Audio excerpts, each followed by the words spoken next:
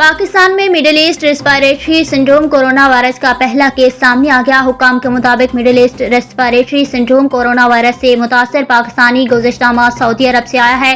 हुकाम ने बताया कि 4 सितंबर को मुतासरा शख्स दिल के इलाज के लिए चहलम के प्राइवेट अस्पताल में दाखिल हुआ। अगले दिन आलमी इदारा सेहत और सऊदी हुकाम ने मुतासरा शख्स के middle east respiratory syndrome corona virus में मुब्तला होने की इतला दी। हुकाम ने यह भी बताया कि मुतासरा शख्स को बेनज़ीर भुट्टो अस्पताल रावलपिंडी के ICU वार्ड में मुंतकिल किया गया, जबकि मरीज के राब्ते में आने वाले 40 से ज्यादा अफराद के टेस्ट किए गए जो सब मनफी आए। हुकाम ने मजीद बताया कि मुतासरा शख्स सेहतयाब होने के बाद खारिया में अपने घर में रिहाइश पजीर है।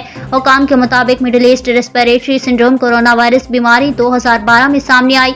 ये वायरस ऊंटों से इंसानों को लगने वाली बीमारी है। इस वायरस के सबसे ज्यादा 2204 केस सऊदी अरब से रिपोर्ट हुए, जहां पर अब तक 862 अफराद जाँ बहक हो चुके हैं।